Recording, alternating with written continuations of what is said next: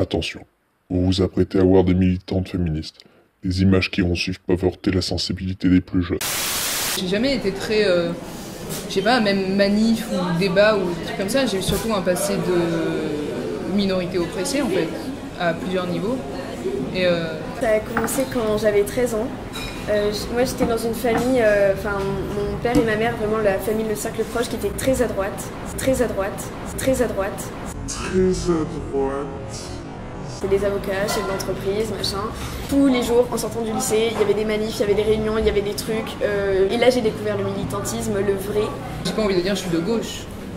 Bah j'ai un an, je ressemble aux gens qui disent j'ai pas envie de me dire féministe, ça s'applique. Non.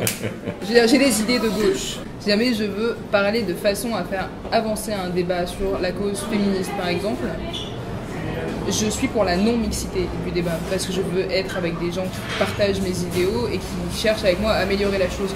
Parce que c'est inévitable, si je me retrouve avec par exemple des membres du FNJ à un débat de ce style, il va y avoir des gens à faire avancer de façon beaucoup plus compliquée et handicapante sur le sujet, et ça m'intéresse pas. Moi je me sens obligée quoi, quand il y a un mec en face de moi qui me sort je sais pas quelle connerie.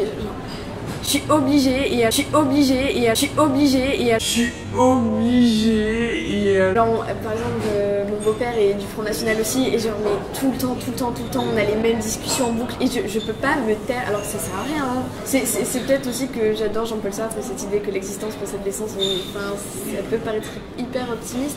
À Charlottesville par exemple, c'est un défilé nazi. Et si j'avais été là-bas, avec une batte de baseball ou j'en sais rien, j'aurais été pour casser du nazi. J'aurais été pour casser du nazi. Je pense qu'on a besoin de violence. D'abord on tape, après on parle. Mais la vraie gauche, c'est une gauche qui sait pas où elle va. La vraie gauche, elle n'est pas sûre. La vraie gauche, elle a le sentiment, elle a l'humain, elle a l'altruisme, elle veut partager, elle a un sens de la justice. On fait comme les vrais Pride, on va la nuit. On casse du poulet.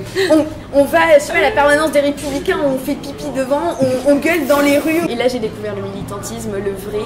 Quand on fait pipi devant, on gueule dans les rues où on sait que y a les cantons, ils ont élu Éric Ciotti, on y va dans les rues, là les petites rues et on gueule parce qu'à la base les vrais Pride c'est comme ça. Vous savez, j'aime beaucoup les militants, je l'ai été, mais parfois un militant c'est un con par construction.